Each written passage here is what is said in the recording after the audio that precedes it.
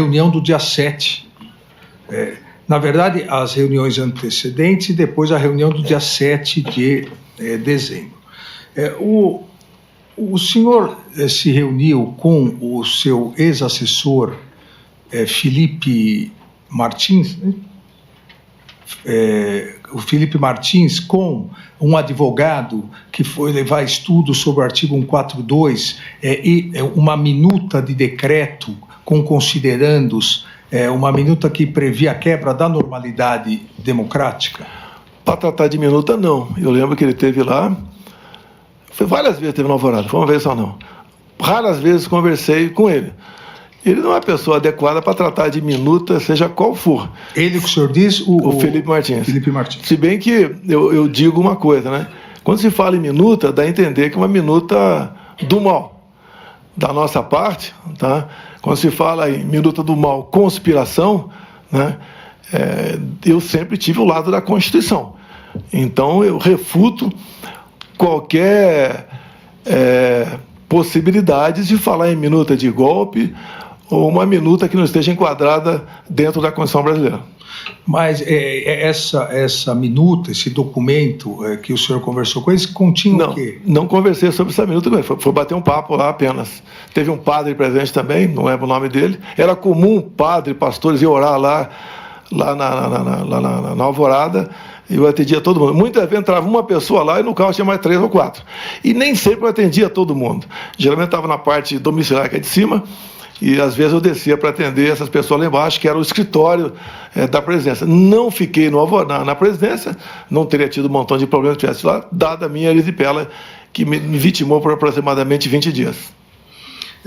No dia 7/12, o senhor se recorda da reunião com o então ministro da Defesa e os comandantes militares? Eu não posso garantir que tal dia foi tratado tal assunto. 7 de dezembro, você não está 7 de dezembro. Eu não posso dizer que estou tratando desse ou daquele assunto. Essas reuniões que ocorreram, tá, foram, em grande parte, em função da decisão do TSE. Quando nós peticionamos o TSE sobre possíveis vulnerabilidades, no dia seguinte, não foi acolhido, não se discute nada mais além disso, e nos surpreendeu uma multa de 22 milhões de reais. Essa multa nos abalou, e no nosso entendimento, se a gente viesse a recorrer, né, da multa ou da petição, a multa poderia ser agravada e outras coisas poderiam acontecer. Então nós decidimos, não, pelo TSE, encerrar daí qualquer discussão sobre o resultado das eleições. Coisa que no passado sempre foi feito com muita constância, né, por parte de outros partidos. Conosco, nós nos vimos tolhidos ali de questionar. Poderia, se não tivesse a multa, a gente podia entrar mais 2, 3 petições e está encerrado o processo, não tinha mais que discutir mais nada. Agora, o senhor não se recorda da data, mas o senhor se recorda dessa reunião com o ministro Paulo Sérgio, o comandante Freire Gomes e o almirante Garnier? Olha, o que foi conversado nessas poucas reuniões, que teve reunião para tratar de outros assuntos. Por exemplo, tratamos de GLO, porque os caminhoneiros estavam parando na iminência de parar sobre o que poderia acontecer com aquela multidão em frente aos quartéis. Então, teve reunião para tratar exclusivamente desse assunto. Conforme falou o Freire Gomes, talvez tenha sido nessa reunião, nós estudamos possibilidades outras dentro da Constituição. Ou seja, jamais saindo das 4 linhas. Como o próprio comandante Paulo Sérgio falou, que tinha que ter muito cuidado na questão jurídica, porque não podíamos fazer nada fora disso. Obviamente, a gente sabia disso. Em poucas reuniões, abandonamos qualquer possibilidade de uma ação constitucional. Abandonamos e enfrentamos aí o ocaso do nosso governo. O réu colaborador, Mauro Cid, diz que ele estava presente na reunião com o senhor, com o assessor Felipe Martins e, como o senhor lembrou também, numa das reuniões, um padre estava presente E nessa reunião foi-lhe apresentado uma minuta, um documento com vários considerandos e algumas previsões, e o senhor teria, aqui entre aspas, nos termos utilizados pelo réu colaborador, o senhor teria enxugado essa minuta, esse documento, tendo feito algumas alterações. O senhor se recorda disso? Eu queria ter acesso a essa minuta. A minuta está nos autos. Mas não tem um cabeçalho e nem um fecho. Deve ter os considerandos ali apenas. Tá? Isso foi colocado numa tela de televisão e mostrado de forma rápida ali. Mas a discussão sobre esse assunto já começou sem força, de modo que nada foi à frente. A ideia que alguns levantavam seria um estado de sítio, por exemplo. Até ouvi o ministro Fux questionando o coronel Cid aqui, se foi assinado ou não. Estado de sítio, né, como reza a nossa Constituição. Primeiro, o senhor tem que ter um fato, obviamente, né? E depois convocar os conselhos da Defesa e da República, coisa que não foi feita. Então, quando alguns falam que foi dado o início é a convocação dos conselhos.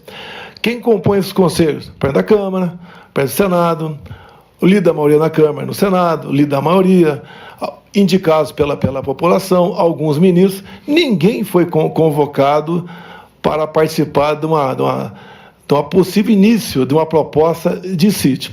E vamos supor que tivesse sido convocado. O presidente encaminharia uma mensagem para o Congresso pedindo autorização para assinar um decreto. Então não existe a possibilidade que era o presidente assinar o decreto, porque tal comandante de força não queria, outro queria. Não existiu isso aí.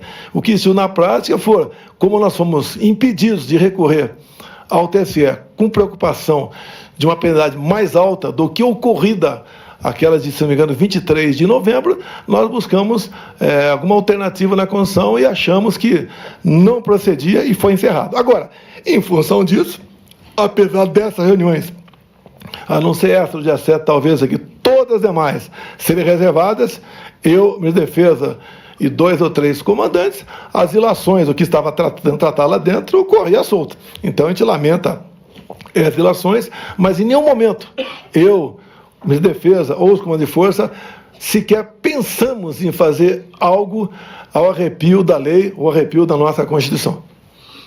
Mas eu entendi a sua resposta, mas eu gostaria de saber, até porque no dia 26 de março, agora, desse ano, 2025, após o recebimento da denúncia do Núcleo 1, inclusive contra o senhor deu uma entrevista coletiva, e na entrevista coletiva o senhor disse que teve acesso a essa minuta, a esse documento, que leu essa minuta, esse documento. Então, eu gostaria, se for possível, desse esclarecimento.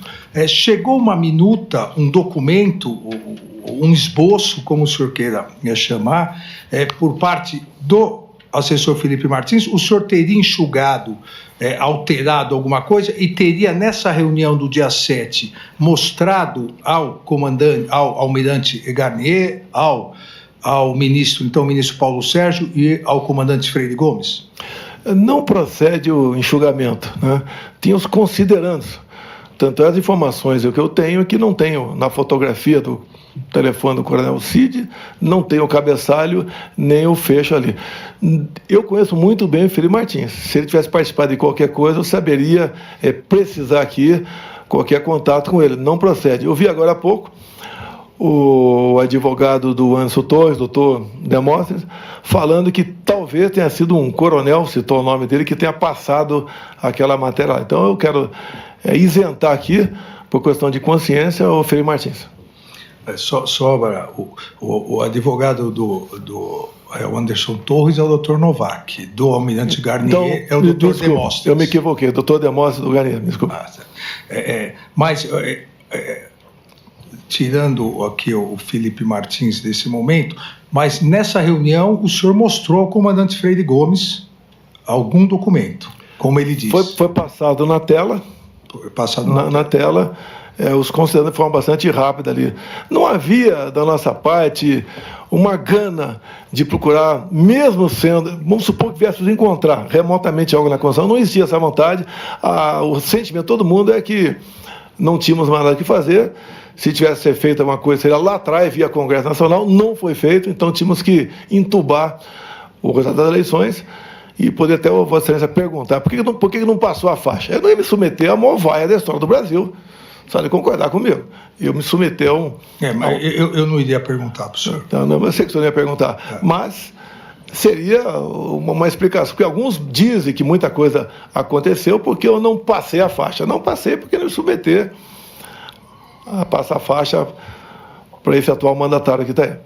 O comandante, o então comandante do Exército, Freire Gomes, disse que em determinado momento, ele disse no inquérito da Polícia Federal e depois, quando reperguntado por mim em juízo, ele disse que em determinado momento ele foi obrigado a dizer ao senhor que se as medidas de exceção fossem tomadas, ele teria, primeiro que o Exército jamais iria aderir e ele teria que tomar providências. Isso ocorreu?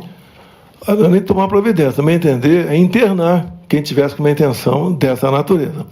As Forças Armadas, missão legal dada é missão cumprida. Missão ilegal não é cumprida. Agora, em nenhum momento, como vi depois nos autos,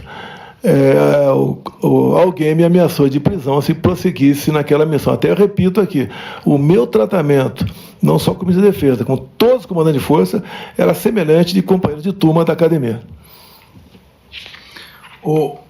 Nessa reunião ainda, e o senhor acompanhou hoje o interrogatório do almirante Garnier, nessa reunião, em algum outro momento, o almirante Garnier colocou as tropas da Marinha à sua disposição? Em hipótese alguma. Não existe isso. Até eu digo a Vossa Excelência, se nós fôssemos prosseguir no estado de sítio, ou até minha defesa, as medidas seriam outras. Na ponta da linha que teriam outras instituições envolvidas. Agora, não tinha clima, não tinha oportunidade, não tínhamos uma base minimamente sólida para fazer qualquer coisa. E repito, só foi conversado esses outros hipóteses constitucionais, tendo de vista o TSE ter fechado as portas para a gente com aquela multa lá que espero que um dia, Vossa Excelência, possa reconsiderar aquela multa e volte para o partido. Está fazendo muita falta para a gente aqueles 22 milhões de reais. Transitou em julgado, porque o plenário do TSE confirmou. No que o senhor, ou alguém que expôs, como o senhor disse, expôs um telão, ou esses considerandos, havia previsão de prisão de autoridades? Só tinha considerandos lá, então não se fala em o que tem na cabeça e lá no fundo, tinha apenas considerandos. Então, o senhor nunca teve contato com uma minuta, um documento ou um esboço que previa a prisão de autoridades e intervenção na Justiça Eleitoral? Falar contra autoridades, isso aí... Não, prisão contra autoridades. Falar contra autoridades, sugerir prisão, isso aí, na nossa reunião não está previsto isso. Não houve isso? Não está previsto isso. Nem a intervenção da Justiça Eleitoral com a criação de uma comissão eleitoral?